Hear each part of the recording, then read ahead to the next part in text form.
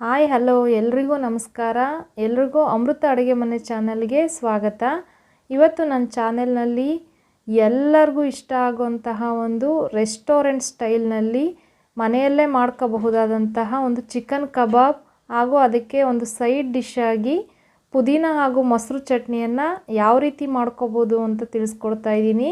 ದಯವಿಟ್ಟು ಯಾರೆಲ್ಲ ನನ್ನ ಚಾನೆಲ್ನ ನೋಡ್ತಾ ಇದ್ದೀರಾ ಲೈಕ್ ಮಾಡಿ, ಶೇರ್ ಮಾಡಿ ಹಾಗೂ ಸಬ್ಸ್ಕ್ರೈಬ್ ಮಾಡೋದನ್ನು ಮಾತ್ರ ಮರಿಬೇಡಿ ಅಂತ ಹೇಳ್ತಾ, ಯಾವುದೇ ಕಬಾಬ್ ಪೌಡ್ರನ್ನ ಬಳಸಲಾರದೆ ಮನೆಯಲ್ಲೇ ಯಾವ ರೀತಿ ರುಚಿಯಾಗಿ ಶುಚಿಯಾಗಿ ಮಾಡ್ಕೋಬೋದು ಅಂತ ತಿಳಿಸ್ಕೊಡ್ತಾ ಇದ್ದೀನಿ. ಬನ್ನಿ, ಆಗಿದ್ದರೆ ಈ ಚಿಕನ್ ಕಬಾಬ್ ಮಾಡಲಿಕ್ಕೆ ಬೇಕಾಗಿರುವಂತಹ ಸಾಮಗ್ರಿಗಳನ್ನು ನೋಡ್ಕೊಂಬರೋಣ.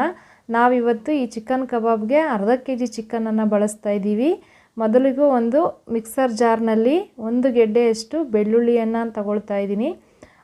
ನಂತರ 1 ಇಂಚಷ್ಟು ಕಟ್ ಮಾಡಿದಂತಹ ಶುಂಠಿ ಪೀಸಸ್ನ ಹಾಕ್ತಾಯಿದ್ದೀವಿ. ನಂತರ ಸ್ವಲ್ಪ ಕರಿಬೇವಿ ಸೊಪ್ಪು ಹಾಕ್ತಾಯಿದ್ದೀವಿ ಹಾಗೂ 1-2 ಒಣಮೆಣಸಿನ್ಕಾಯಿ,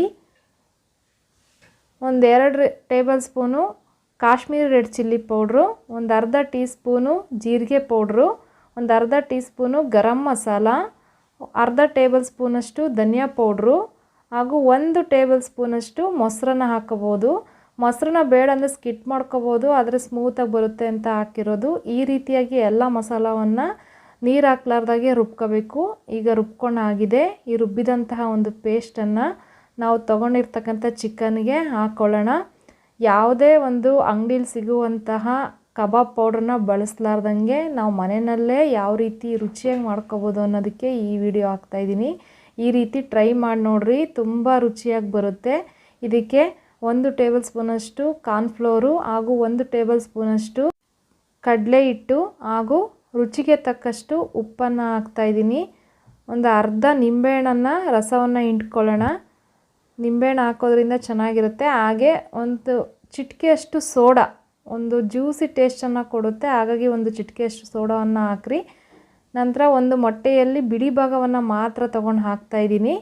ಬಿಡಿ ಭಾಗ ಹಾಕೋದ್ರಿಂದ ಚೆನ್ನಾಗಿ ಟೇಸ್ಟನ್ನು ಕೊಡುತ್ತೆ. ಇದಿಷ್ಟು ಮಸಾಲವನ್ನು ನಾವು ಕೈಯಲ್ಲೇ ಮಿಕ್ಸ್ ಮಾಡ್ಕೋಬೇಕು. ಚಮಚದಲ್ಲಿ ಸರಿಯಾಗಿ ಮಿಕ್ಸ್ ಆಗೋಲ್ಲ, ಹಾಗಾಗಿ ಕೈಯಲ್ಲೇ ಚೆನ್ನಾಗಿ ಮಿಕ್ಸ್ ಮಾಡಿಕೊಂಡು ಸುಮಾರು 1 ಗಂಟೆಗಳ ಕಾಲ, 1 ಅಥವಾ 2 ಗಂಟೆಗಳ ಕಾಲ ನೆನೆ ಇಟ್ಟರೆ ಕಬಾಬು ತುಂಬ ರುಚಿಯಾಗಿ ಬರುತ್ತೆ. ಈಗ ಕಲಸಾಗಿದೆ, ಇದು 2 ಗಂಟೆ ನೆನೆಯಕ್ಕೆ ಬಿಡೋಣ. ನಂತರ ಇದಕ್ಕೊಂದು ಸೈಡ್ ಡಿಶ್ ಆಗಿ ಪುದೀನ ಚಟ್ನಿ ಮಾಡ್ತೀವಿ ಅಂತ ಹೇಳಿದ್ನಲ್ಲ, ಅದಕ್ಕೆ ಬೇಕಾಗಿರುವಂಥ ಸಾಮಗ್ರಿಗಳು 1 8 ಎಸಳು ಬೆಳ್ಳುಳ್ಳಿ ಹಾಗೂ 1-2-3 ಪೀಸಷ್ಟು ಶುಂಠಿಯನ್ನು ಹಾಕ್ತಾಯಿದ್ದೀನಿ. ಈ ಥರ ಪುದೀನ ಚಟ್ನಿನ ನೀವು ಹೋಟೆಲಲ್ಲಿ ಕೊಡ್ತಾರೆ ನೋಡ್ಬೋದು. 1/2 ಬಟ್ಲಷ್ಟು ಪುದೀನ ಸೊಪ್ಪು ಹಾಗೂ ಅದೇ ಬಟ್ಲಿನ ಅಳತೆಯಲ್ಲಿ 1/2 ಬಟ್ಲಷ್ಟು ಕೊತ್ತಂಬರಿ ಸೊಪ್ಪು, 1/4 ಟೀ ಸ್ಪೂನಷ್ಟು ಜೀರಿಗೆ ಪೌಡ್ರು, 1/4 ಟೀ ಸ್ಪೂನಷ್ಟು ಮೆಣಸಿನ ಪುಡಿ ಹಾಗೂ 1/2 ಟೇಬಲ್ ಸ್ಪೂನಷ್ಟು ಧನಿಯಾ ಪುಡಿ. ಇದಿಷ್ಟನ್ನು ಹಾಕಿ ನಾವು ಸ್ವಲ್ಪ ನೀರನ್ನು ಹಾಕಿ ರುಬ್ಕೊಳ್ಳೋಣ. ಈ ಒಂದು ಮೊಸರು ಚಟ್ನಿ ಕಬಾಬ್ಗೆ ತುಂಬಾ ರುಚಿ ಕೊಡುತ್ತೆ. ಇದನ್ನು ರುಬ್ಬಿದ ನಂತರ 1 ಚಿಟಿಕೆಯಷ್ಟು ಸಕ್ಕರೆ ಹಾಕೋದ್ರಿಂದ ಒಂಥರ ಸ್ವೀಟಾಗಿ ಒಳ್ಳೆ ಟೇಸ್ಟಾಗಿ ಕೊಡುತ್ತೆ. ಹಾಗೆ ಅದ್ರ ಜೊತೆಗೆ 3 ಹಸಿಮೆಣ್ಸಿನ್ಕಾಯಿ, ನಮ್ಮ ಮನೆಯಲ್ಲಿ ಖಾರ ಬಳಸೋದ್ರಿಂದ 4 ಹಸಿಮೆಣ್ಸಿನ್ಕಾಯಿನ ಹಾಕಿದ್ದೀನಿ. ಇದೆಲ್ಲ ಸೇರಿಸಿ ನುಣ್ಣಗೆ ರುಬ್ಕೊಂಡಿದ್ದೀವಿ. ಈಗ 1-2 ಟೇಬಲ್ ಸ್ಪೂನಷ್ಟು ಮೊಸರು ತೊಗೊಂಡು ಅದನ್ನು ಕೆನೆ ಇರಲಾರ್ದಂಗೆ ಕ್ರೀಮಿಯಾಗಿರಬೇಕು. ಆ ರೀತಿಯಾಗಿ ಒಂದು ಒಳ್ಳೆ ಮಿಕ್ಸ್ಚರನ್ನು ಮಾಡ್ಕೋಬೇಕು. ಎಲ್ಲೂ ಕೂಡ ಮೊಸರಿನ ಒಂದು ಗಂಟು ಸಿಗಬಾರ್ದು. ಆ ರೀತಿಯಾಗಿ ಚೆನ್ನಾಗಿ ಅದನ್ನು ಮಿಕ್ಸ್ ಮಾಡ್ಕೋಬೇಕು. ಈಗ ಮಿಕ್ಸ್ ಮಾಡ್ಕೊಂಡಂತಹ ಮೊಸರಿಗೆ ನಾವೇನು ಆಗಲೇ ರುಬ್ಕೊಂಡಿದ್ವಲ್ಲ, ಪುದೀನ ಕೊತ್ತಂಬರಿ ಎಲ್ಲ ಮಸಾಲ, ಆ ಒಂದು ಚಟ್ನಿಯನ್ನು ಆ ಮೊಸರೊಳಗಡೆ ಹಾಕಿ ಮಿಕ್ಸ್ ಮಾಡ್ಕೋಬೇಕು. ಈ ರೀತಿ ಒಂದು ಮೊಸರು ಚಟ್ನಿ ಮಾಡ್ಕೊಂಡು ನೋಡಿ, ಮನೆಯಲ್ಲಿ ತುಂಬ ಅದ್ಭುತವಾಗಿ ಬರುತ್ತೆ. ಈಗ ಅದನ್ನು ಮಿಕ್ಸ್ ಮಾಡ್ಕೊಳ್ಳೋಣ. ಚೆನ್ನಾಗಿ ಮಿಕ್ಸ್ ಮಾಡಿಕೊಂಡ್ರೆ ನೋಡಿ ಒಂದು ಒಳ್ಳೆ ಕಲರ್ ಬರುತ್ತೆ. ತುಂಬ ರುಚಿನೂ ಕೂಡ ಅಷ್ಟೇ ಅದ್ಭುತವಾಗಿದೆ. ಕಲರು ಕೂಡ ತುಂಬ ಚೆನ್ನಾಗಿ ಬಂದಿದೆ. ಈಗ ಅದಕ್ಕೆ ರುಚಿಗೆ ತಕ್ಕಷ್ಟು ಉಪ್ಪನ್ನು ಹಾಕಿ ಮಿಕ್ಸ್ ಮಾಡ್ಕೊಳ್ಳೋಣ. ನೋಡಿ, ಈಗ ಕಂಪ್ಲೀಟಾಗಿ ಒಂದು ಒಳ್ಳೆ ಕಲರಾಗಿ ಟೇಸ್ಟಾಗಿ ಒಂದು ಪುದೀನ ಚಟ್ನಿ ರೆಡಿ ಆಯಿತು.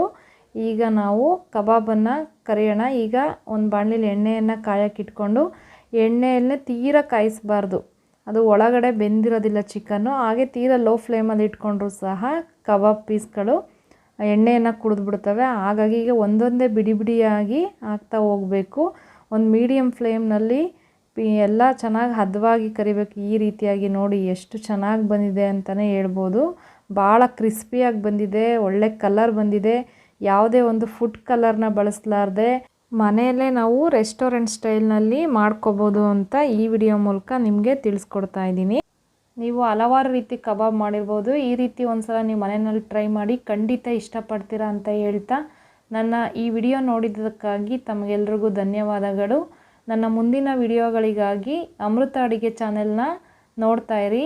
ದಯವಿಟ್ಟು ಸಬ್ಸ್ಕ್ರೈಬ್ ಮಾಡಿ. Thank you.